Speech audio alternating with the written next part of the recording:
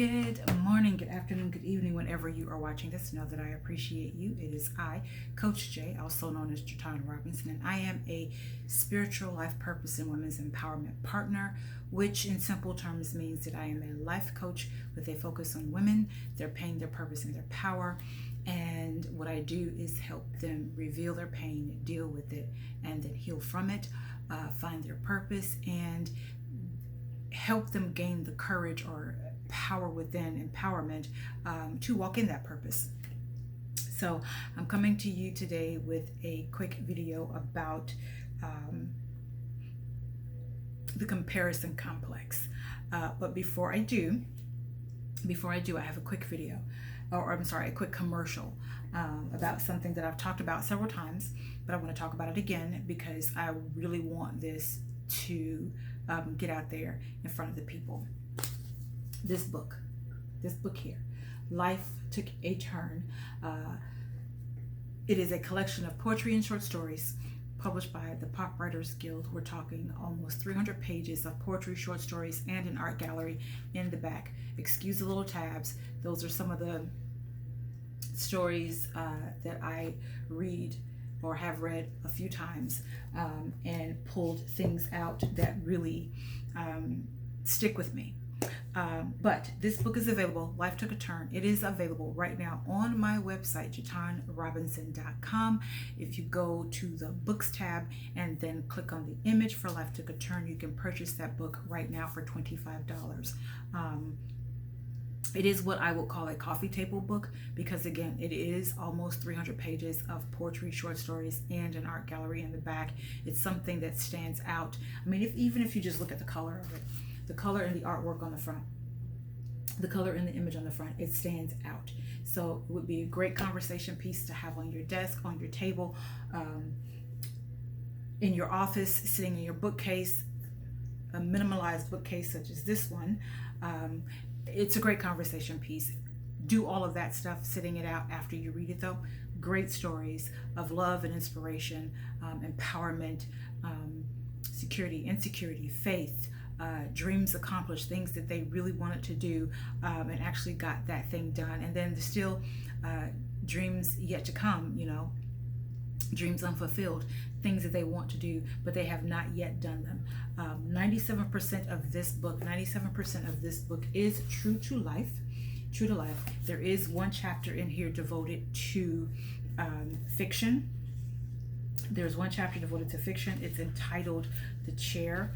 And in that chapter, they were given the liberty to come up with something creative and laughable all around the scenario of a sole chair, a lone chair in a dark, empty room. And they had to create a story.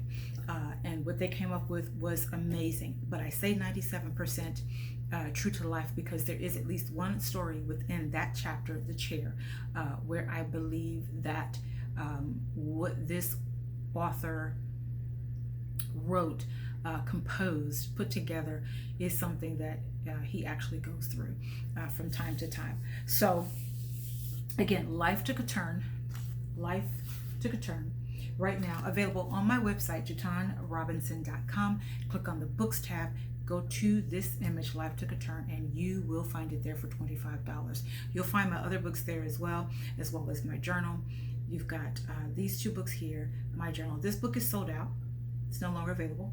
It'll be put up for republishing probably next year sometime. So it is sold out. But these two are there, as well as my spiritual study journal. But what I'd like for you to get, absolutely, it's Life Took a Turn. A collection of poetry, short stories, and an art gallery in the back. Almost 300 pages of some really great work.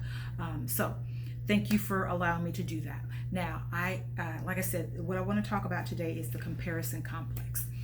And this came about because I was having a conversation with someone yesterday, and something that came up a few times in that 2.5-hour conversation was comparison. Me being compared to someone else.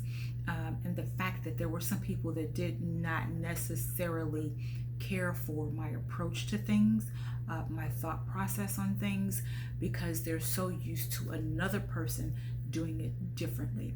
And because they're used to that other person doing it differently, and I am not that person, they felt the need to say that they did not care for me. Basically for that reason, they were comparing me to that other person. And here's the problem with that. I'm not that other person. So you're not going to get from me what you would get from them, the way that you get it from them. Now, I might be able to greet you with genuine joy in my voice and leave it at that. I might even ask you, how you're doing. How's your day? How was your weekend? How was your evening? But you may not get it with the same energy and enthusiasm as the other person may give it to you. So just because I'm doing it differently doesn't mean that it's incorrect.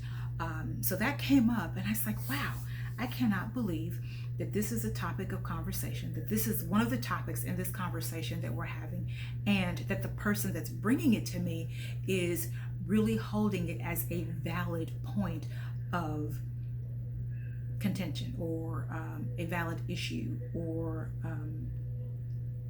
valid. They really saw the person that brought it to me as an issue because they were getting complaints about me as a person in comparison to someone else and how they do things. And that is sad. That is sad. And if I were a weaker person, it would bother me. It would. We deal with right now so much of this, what do you call it? Not inferiority, but it's along those lines. The imposter complex, imposter syndrome. We already deal so much with that within ourselves. So if I was someone that already dealt with that kind of thing, to have someone come to me with something that they thought was a valid point, by comparing me to someone else, and the fact that I don't behave the way that that person does. If I were someone who struggles with imposter syndrome, I would be devastated. I would be devastated by what is being presented to me. I mean, how dare you tell me that because I don't do it the way that someone else does it, that it's incorrect or not good enough, if you will. Not good enough. How dare you do that? Who are you to say that I have to be like somebody else in order for what I do to work? Don't compare me to someone else. There are several quotes out there. About comparison, comparing yourself to others. And I'll say this, let me say this in full transparency. Once upon a time, I was that person. I did compare myself to other people in various arenas, but specifically, most recently, in the arena of coaching, I would look at the Iyanla Vanzants. I would look at the Nicole Walters. I would look at the, what is her name? I can't remember her name right now, but this is great. She's a great. I can't remember her name, and I actually like her, but I can't remember her name right now.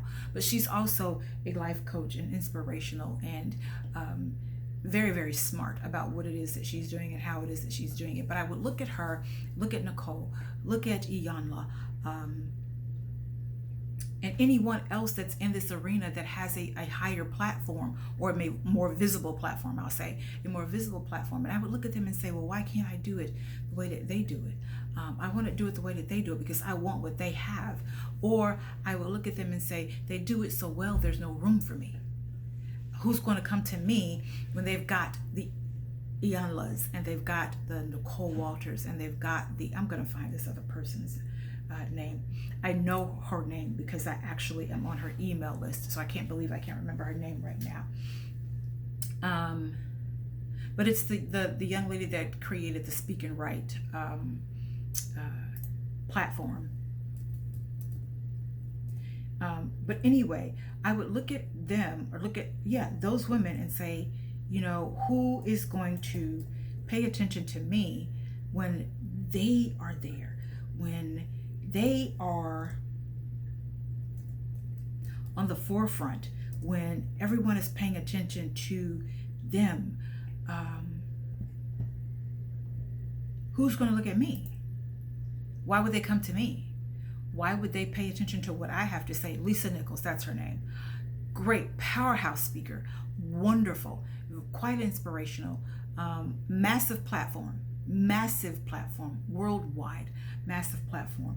But I can't compare myself to her, because I also know that where they are right now, they had to go through where I am right now in order to get to where they are. They had to start somewhere in order to get to where they are. So while I feel like I'm here in comparison to them, in actuality, we are here together because we all had to start somewhere. We all had to start somewhere. And I had to learn that. Don't compare yourself to anyone else because it seems like their platform, or it looks like, or even it is that their platform is massive and they have all of these people relying on them for the advice that they give, and they have so much money coming in. Don't compare yourself to them because they had to start somewhere. They had to start with nothing. They had to start at the bottom. I have looked at, read, heard each of their personal stories, their personal journeys from their start to their right now. And it is amazing that they all kind of started in some way, shape, or form similarly to me. So if I'm going to compare myself to them, I can compare myself and say, yes, they started where I am. But I can't compare myself, my present, to where they are right now, because I'll send myself into a depression trying to be like them. So I don't compare myself to anyone. I do the best that I can with what I have, and I really don't care for others trying to compare me to other people, because I am an individual. I am unique. I am my own person. I have my own thoughts, ideas, ideologies, methods. I am me, and you are you. And I can't be me any better than I can be me, and you can't be me at all, and I can't be you at all. We might imitate one another, we might do some of the things similarly, but I can't be you, you can't be me. So there's no point to us comparing ourselves to one another, period. And I don't like it when other people compare me to someone else just because it looks different. What I do is different from what they do. We might be doing the exact same thing. There's this old saying, there's more way to skin a cat. It's a gross saying. But there truly is. There's more than one way to cook greens. There's more than one way to fry chicken. There's more than one way to put your pants on. There's more than one way to see, So just because I'm doing it my way or differently than your way doesn't mean that it's wrong. Doesn't mean that it's out of pocket or out of alignment. It's just different. It's just different. Comparison will put you in a place of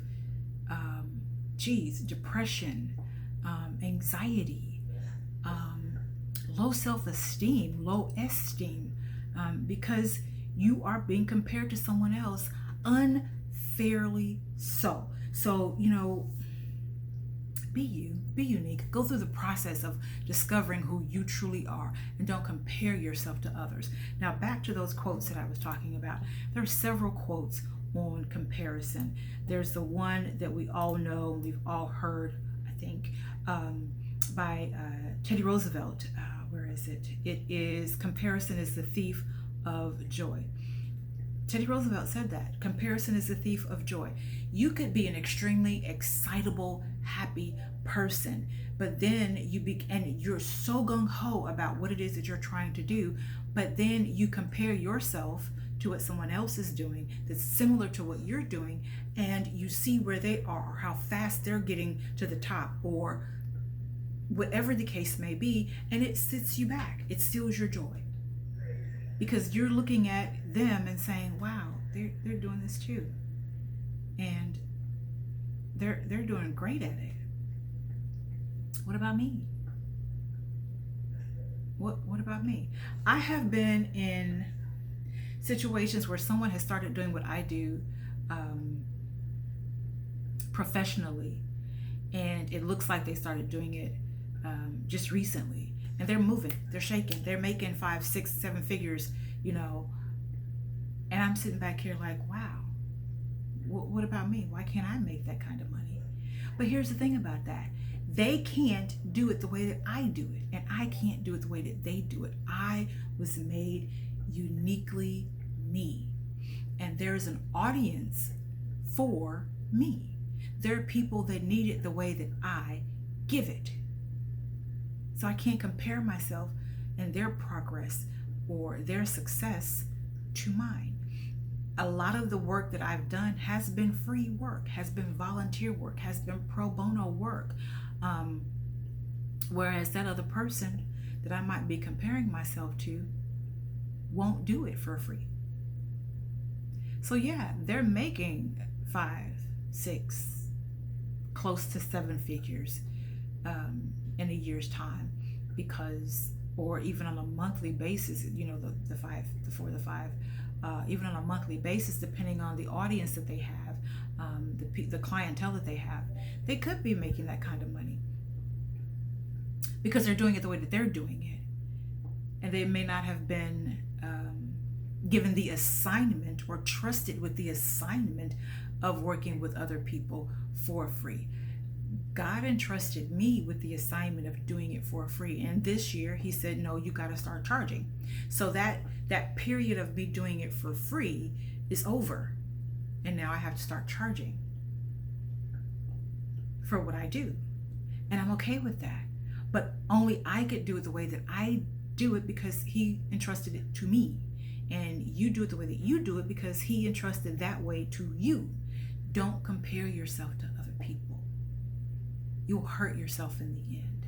So that's one quote. Comparison is the thief of joy. That's one quote. There's another. Where is it? I've got to get my mouse together.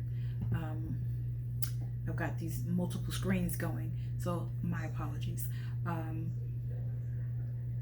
There's another along the same lines. Happiness is found when you stop comparing yourself to other people. So when you stop, again, looking at other people in the way that they're doing it, you can't be sad about it. Do what you can do. Do the best that you can with what you have and the time that you have. Do what you could do. Don't compare yourself to others. You'll be extremely happy when it's all said and done, because you're not looking at how Bill, Sue, Jason, Marie, Ephraim, you're not looking at how they're doing it. You're looking at how you're supposed to do it. So don't compare yourself to others. It'll take away your joy. It'll take away your happiness. There's a process to it as well. And then one last quote that I really, really liked. Where is it? This one. Don't compare your life to others. There is no comparison between the sun and the moon. They shine when it's their time. Anonymous. The sun shines in the morning. The moon shines in the evening. They both have their shine. It's just the period of time that they have to shine in. So now may be my period of time. Doesn't mean that I can outshine you. Doesn't mean I am outshining you. It's just my time. Yesterday may have been your time to shine.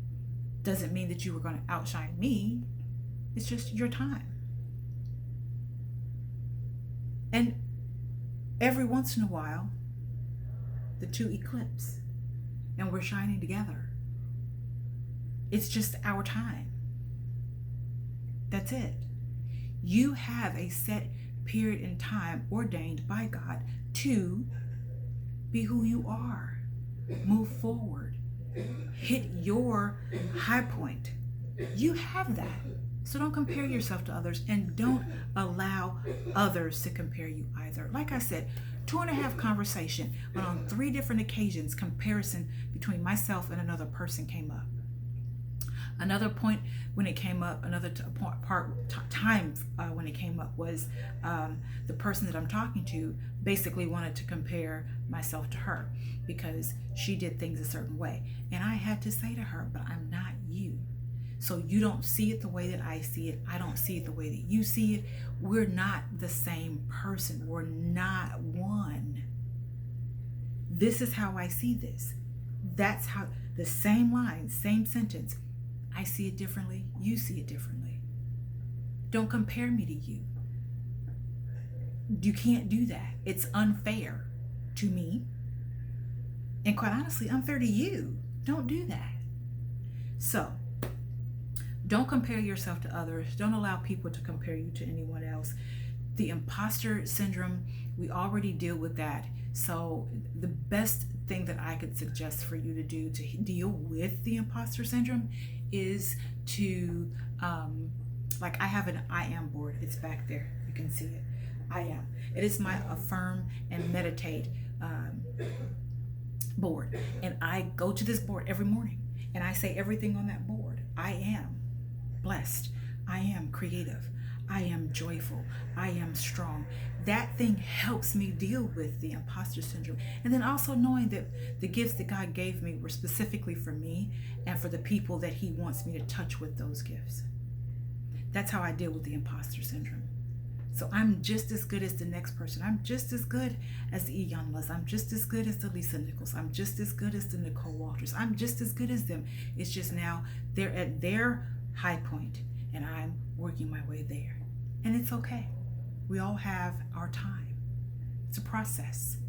So I say that, and I know that my gifts are my gifts meant for me and the people that I am ordained to touch, and that's it. It's all right. So be encouraged. Know that whatever it is that God has for you will come to pass.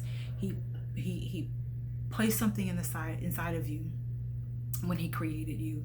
He knows the time. He knows the place when that thing will come out, when it will come to fruition, and when it's time to harvest it. He knows.